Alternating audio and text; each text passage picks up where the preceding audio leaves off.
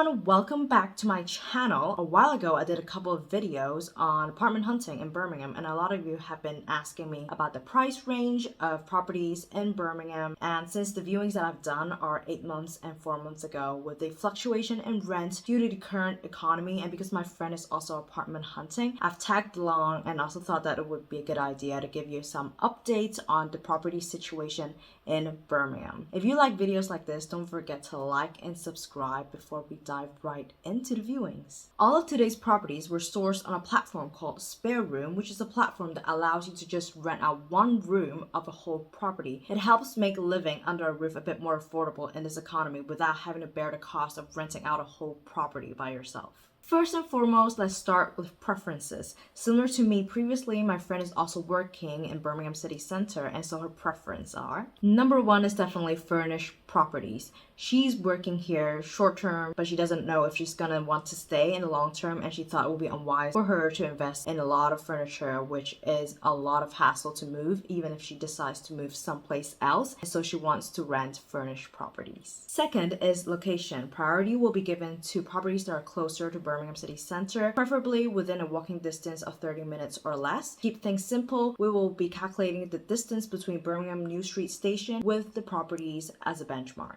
Number three is neighborhood. Safety is very important, and because of that, neighborhood of the property will also be a really important factor. Number four is bills included properties. With the fluctuation in energy prices in recent years, my friend, just like me, would like to opt for a bills included property to make sure that the monthly expense for rent remains the same, which makes it simpler for us when we do our budgeting.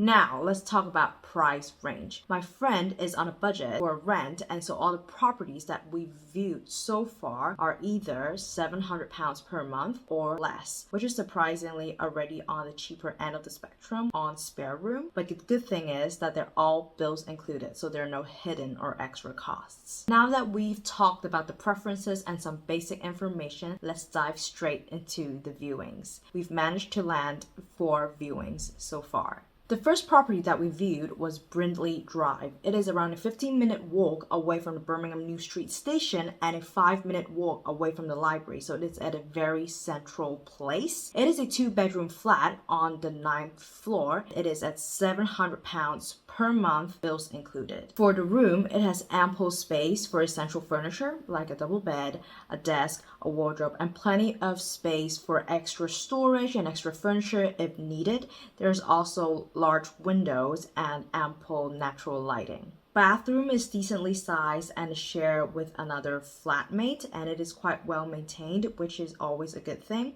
The kitchen has ample space for cooking and for storage, but the living area is only limited to a couple of chairs and a table because the rest of it is fenced off for the use of the landlord when he comes to visit. The location of the property was good, but given that it is a council building and the rent was still around a 700 mark, my friend gave it a rating of 6.5 out of 10. Second property is Kelso Croft. It is a 23-minute walk away from the Birmingham New Street Station. It is a 4-bedroom house in a mixed household, and the rent is £650 per month, bills included. For the bedroom, there's an ample amount of space for essential furniture like a bed, like a wardrobe, like a desk, but it's definitely smaller than the previous property we've been to. For the bathroom, it's quite well maintained, although again, the size is smaller. It is shared amongst all 4 housemates, which is a bit of a stretch, especially during rush hours in the morning. The kitchen and the living space is a common area, which is a good amount of space, and there's also an access to an outdoor but covered backyard. The property is a bit of a distance away from the city center, and the spaces are generally smaller than previous property, although it is a bit cheaper, so my friend gave it a rating of 6.5 out of 10.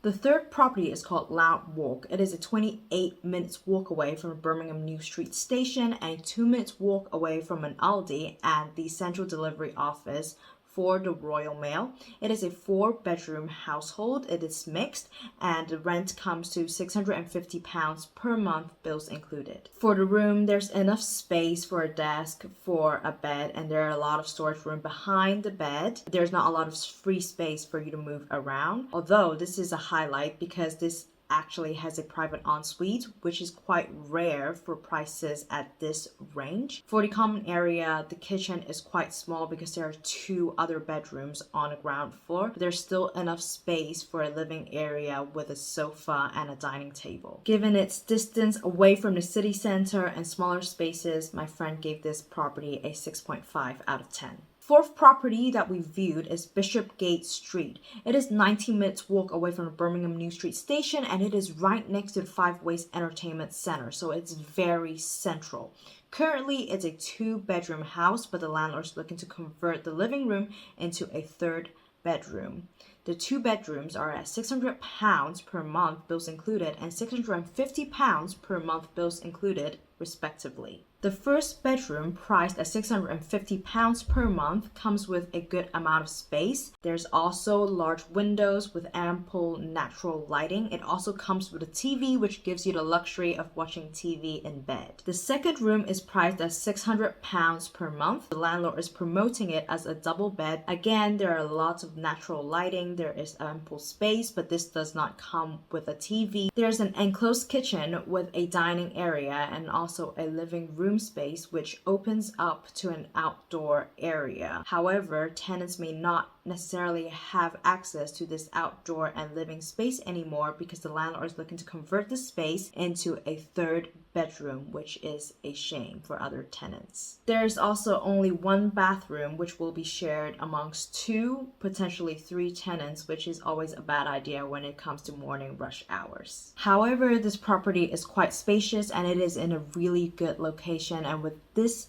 price, my friend gave it a really good rating of 7.5 out of 10. And that's it. That's all the properties that we've looked at so far. My friend hasn't made a decision yet and she's still trying to keep her options open. So we will be going on a few more viewings next week. And if you're into that kind of content, don't forget to like and subscribe so you don't miss out. What did you think of the properties that we viewed so far? Which one is your favorite? If you're local to the area, do you have any advice for my friend? Feel free to leave that in the comment section down below and I'll pass it along to her. As always, thank you so much for watching and I'll see you in the next video.